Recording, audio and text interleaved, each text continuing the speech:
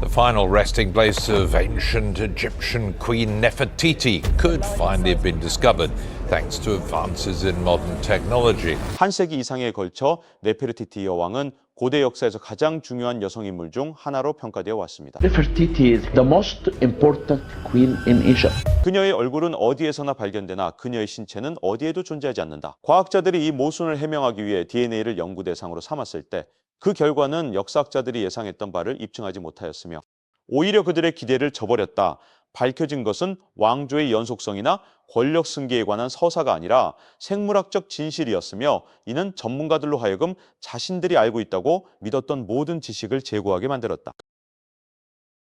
네페르티티는 고대 역사에서 가장 두드러진 여성 인물 중 하나로 평가된다. 고대 이집트의 가시성에 관한 역사학적 논의에서 그녀와 견줄 만한 여성은 찾아보기 어렵다. 그녀의 형상은 제18왕조 시대의 다양한 장소에서 빈번하게 나타나며 이는 다른 어떤 왕비도 도달하지 못한 수준이다. 네페르티티의 모습은 사원 벽화, 궁전 부조, 경계 표지판, 그리고 의식 장면 등 공공장소에 새겨져 있는데 이는 단순한 사적 장식이나 궁전 내부의 장식에 그치지 않고 공식적인 성명서이자 선언으로서 사제, 관리, 그리고 일반 대중이 볼 수 있는 공간에 배치되었다. 특히 그녀의 얼굴은 축소되거나 왕의 뒤로 밀려나지 않고 권위가 명확히 드러나고 강화되는 위치에 자리 잡고 있다. 이러한 점은 그녀가 얼마나 자주 등장하는가 뿐만 아니라 어떻게 묘사되는가에 있어서도 특이하다.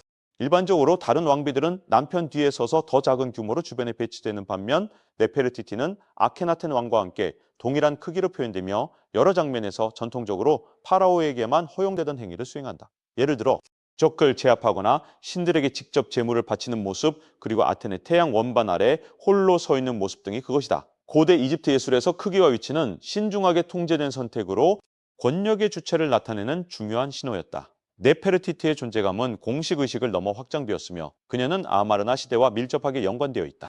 이 시기는 다신교 체제에서 벗어나 아텐이라는 단일 태양 원반 숭배로 전환된 짧고 혼란스러운 시기로 사원, 의식, 그리고 권위의 공공 이미지가 크게 변화하였다. 이 시기의 이미지들은 네페르티티가 반복적으로 등장하며 새로운 질서를 정의하는 공식 국가의식에 참여하는 모습을 보여준다. 그녀의 이미지는 이러한 변혁의 중심에 위치하여 시각적으로 국가 권위와 결속되었음을 나타낸다. 이러한 배경에서 네페르티티가 권력에 공개적으로 깊이 관여했다는 점에 근거하여 많은 학자들은 그녀가 왕실 혈통의 중심에 있었을 것이라고 추론하였다. 시간이 지나면서 이 믿음은 더욱 확고해져 그녀가 이집트의 후계자를 낳은 여성으로 널리 인식되거나 적어도 계승계보의 핵심 생물학적 연결고리로 간주되었다. 그러나 직접적인 고대 문헌 증거를 검토한 결과 그녀의 부모에 관한 확인된 기록이나 특정 통치자의 어머니임을 명확히 밝히는 비문은 발견되지 않았다. 수십 년간 역사학계에서는 네페르티티의 형상이 사원과 국가 기념물을 지배하는 점을 근거로 그녀가 왕가의 혈통을 생산하고 유지하는 데 중추적인 역할을 했을 것이라는 단순한 추론을 지속해왔다. 그러나 이러한 믿음은 명확한 비문, 이름이 적힌 매장지 혹은 기록 속의 명시적 진술에 의해 뒷받침되지 않았다. 이는 논리적으로 타당해 보였기에 지속되었을 뿐 증명된 사실에 근거한 것은 아니었다. 만약 네페르티티가 권력의 중심에 있었다면 그녀의 유해는 특별한 주의를 기울여 명명되고 보존되었어야 하나 그러한 증거는 존재하지 않는다. 네페르티티의 유해 실종 문제에 관한 고찰, 지난 1세기 이상 동안 고고학자들은 네페르티티의 유해를 찾기 위해 끊임없이 노력해왔다.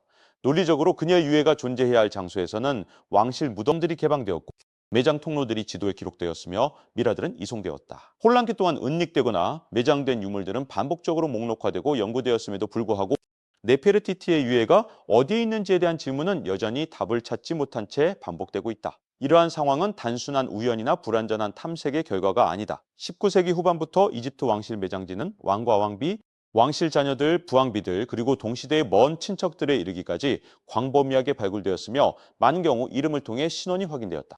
그러나 당시 가장 두드러진 왕실 여성인 네페르티티에 관해서는 물리적 기록이 침묵을 지키고 있다. 학자들이 연구 대상으로 제시받은 네페르티티의 확실한 유해는 단 한 차례도 존재하지 않았다. 이는 그녀의 지위에 비추어 볼 때 비정상적인 현상이다. 왕자와 연관된 왕실 여성들은 조용히 묻히거나 기록 없이 매장되지 않았다. 그들의 사망은 기록되었으며 시신은 엄격한 의식 규범에 따라 처리되었고 무덤에는 이름과 신분을 영구히 보존하는 표식이 새겨졌다. 심지어 후에 은총을 잃은 왕비들조차도 대체로 직위를 유지한 채 매장되었으며 신원 확인이 불가능한 상태로 완전히 사라지는 경우는 극히 드물었다. 대조적으로 생존한 인물들의 미라를 살펴보면 네페르티티보다 영향력이 훨씬 적었던 하위 아내들, 왕실 딸들, 그리고 부차적 인물들의 유해가 확인되었다. 이들 매장지 중 일부는 손상되거나 후대의 혼란 속에서 이송되었으나 관유의 이름이 남아 있었고 부적이나 매장 용품의 파편에서도 네페르티티와 견줄 만한 사례는 고대 이집트에서 발견되지 않았다. 고대 이집트에서 매장 의식은 단순한 죽음의 절차가 아니라 정체성의 확인을 위한 의식이었다. 왕실 여성들은 자신의 이름이 새겨진 비문과 지위를 명시한 기록, 그리고 가게도 내 위치를 분명히 한 상태로 안장되었으며 이러한 세부 사항은 사후 세계에서의 인정을 보장하는 것으로 여겨졌다. 이름을 지우거나 시신을 파괴하는 행위는 단순한 상실을 넘어 역사와 영원한 존재로부터의 말소를 의미했다. 이러한 맥락에서 많은 학자들은 여왕의 유해 실종이 우연이 아닌 정치적 행위의 신호라고 주장한다. 무덤 도굴만으로는 이를 완전히 설명할 수 없는데 도굴범들은 주로 금은보화를 노렸으며 보통 돌에 새겨진 이름을 지우거나 정체성을 완전히 말소하지는 않았다. 시신과 신원을 확인하는 표식이 모두 사라질 때 학자들은 우연 이상의 의미를 탐색하기 시작한다. 일부 연구자들은 이러한 제거 행위가 지속적인 영향을 미쳤다고 제안한다. 즉, 시신이 없으면 매장 숭배가 불가능하며 이름이 없으면 공공의 기억도 유지될 수 없었다. 이로 인해 후대 통치자들은 계승 구조를 재편하고 불편한 인물을 침묵시키며 과거의 기억을 통제하기 용이해졌다. 이와 같은 방식으로 소멸은 단순한 미스터리가 아니라 결과를 수반하는 정치적 도구가 되었다. 네페르티티의 실종은 또한 심각한 사회적 불안정 시기와 맞물려 있다. 아텐 중심의 종교 실험이 붕괴된 이후 이집트는 전통 신들을 재건하기 위해 급히 움직였으며 권력 이동과 동맹 붕괴가 발생했다. 일부 기록에 따르면 이 시기에는 기념비에서 이름이 지워지고 역사의 일부가 의도적으로 은폐되었다. 이러한 분위기 속에서 네페르티티의 부재는 더욱 무게를 지닌다. 그녀의 부재가 불안감을 증폭시키는 이유는 단순히 사라졌다는 사실뿐만 아니라 그 소멸이 매우 갑작스럽게 이루어졌기 때문이다. 네페르티티는 기록 속에서 점진적으로 사라진 것이 아니라 한순간 국가 이미지의 중심에 있다가 다음 순간 완전히 사라졌다. 무덤, 확인된 유해, 매장 기록 등 물리적 증거가 전혀 존재하지 않는다. 이 부재는 이야기의 주변부가 아니라 중심에 위치한다. 네페르티티의 유해가 사라지고 문서 기록이 답을 제공하지 못함에 따라 역사학자들은 추측에 의존할 수밖에 없었다. 이후 과학자들은 이러한 침묵에 접근하기 위해 믿음에 의존하지 않는 방법론을 도입하여 연구를 진행하고 있다. 현대 고고학이 본격적으로 발전하기 이전 학자들은 네페르티티에 관하여 특정한 가정을 공유하고 있었다. 현대 고고학이 성숙해지던 시점에 이미 한 가지 관점이 널리 자리 잡고 있었는데 다수의 연구자들은 네페르티티를 왕실 혈통의 생물학적 중심 인물로 인식하였다. 특히 그녀를 투탕카멘의 어머니 혹은 왕위 계승 과정에서 핵심적인 역할을 수행한 인물로 간주하는 견해가 지배적이었다. 이러한 믿음은 명확한 단언으로 제시되지는 않았으나 모든 해석에 근본적인 영향을 미쳤다. 이 과정은 증거를 해석하는 데 있어 배경 논리로 작용하였으며 박물관 역시 이 과정에서 중요한 역할을 담당하였다.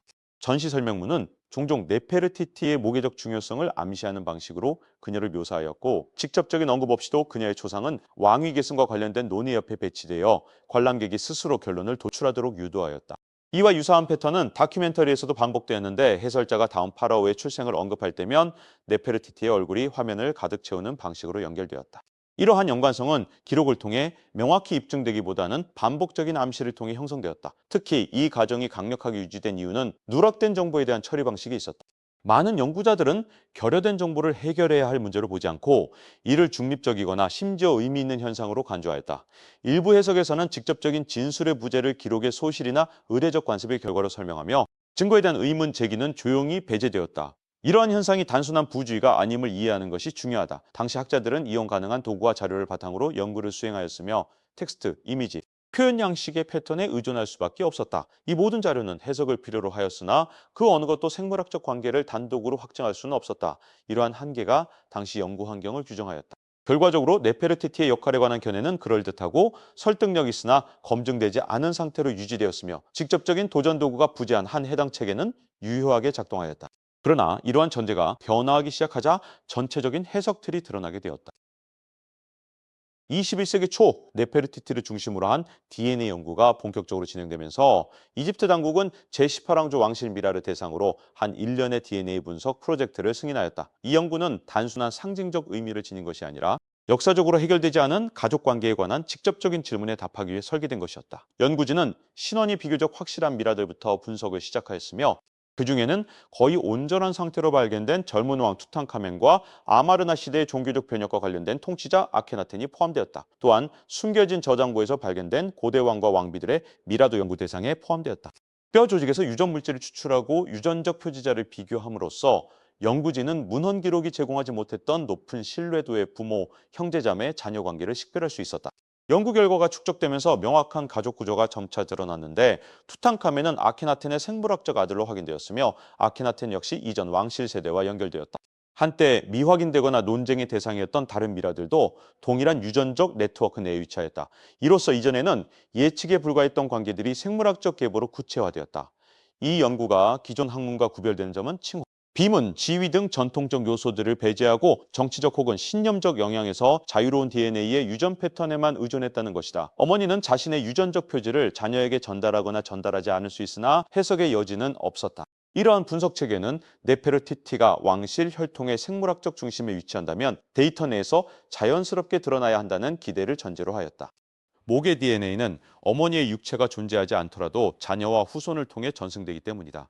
따라서 그녀의 유전적 흔적은 어머니, 할머니 또는 최소한 직계 조상으로부터 표현되어야 하며 이 시스템은 그러한 연결고리를 밝히도록 설계되었다. 그러나 연구 결과가 누적됨에 따라 불안한 사실이 드러났다. 네페르티티는 어떠한 유전자 구조에서도 나타나지 않았으며 모계 계통 역시 그녀를 지시하지 않았고 조상 계보도 그녀에게로 거슬러 올라가지 않았다. 가용한 데이터에 따르면 그녀는 왕자로 이어지는 모든 생물학적 경로에서 결여되어 있었다.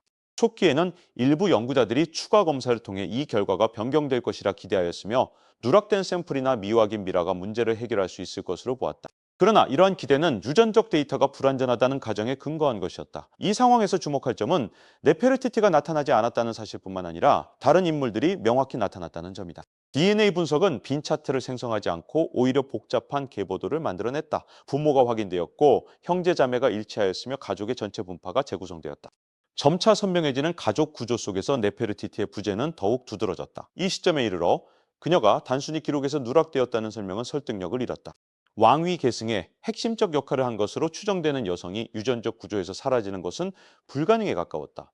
해당 구조가 일관되게 가까운 가족관계를 식별해냈기 때문에 그녀의 부재는 더 이상 상징적 의미에 머무르지 않고 생물학적 사실로 받아들여졌다. 이러한 결과는 여러 세대에 걸쳐 가정되어 온 기존 견해를 확인하기보다는 전혀 다른 방향을 가리키기 시작하였다. 네페르티티 대신 증거 속에서 다른 여성이 점차 모습을 드러내기 시작한 것이다.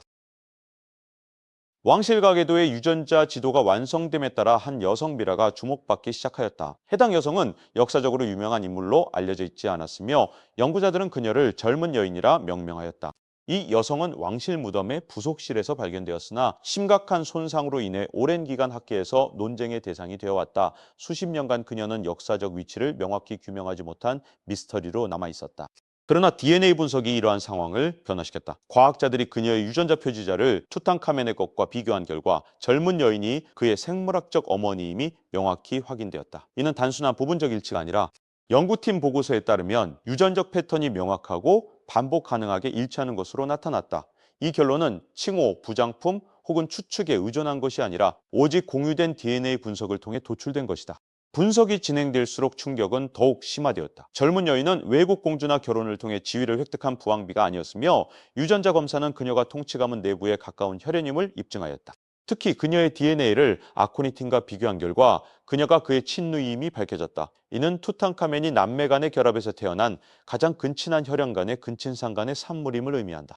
일부 학자들은 이 사실이 당시 왕실 혈통 유지 방식에 대한 오랜 우려를 확인시켜 주었다고 평가한다. 즉 통치 가문이 권력을 순수 혈통으로 유지하기 위해 내부 혈연 관계를 엄격히 유지했다는 가설이 더 이상 이론에 머무르지 않고 DNA 증거로 확증된 것이다. 이 발견은 수십 년간의 기존 기대를 뒤엎는 결과로 네페르티티가 오랫동안 왕조의 생물학적 중심지로 간주되어 왔으나 갑작스럽게 그 위치를 상실하였다. 왕실 혈통에서 가장 중요한 모계 역할은 이집트 역사상 가장 두드러진 여성에게 속한 것이 아니라 거의 기억에서 사라진 인물에게 귀속되었다.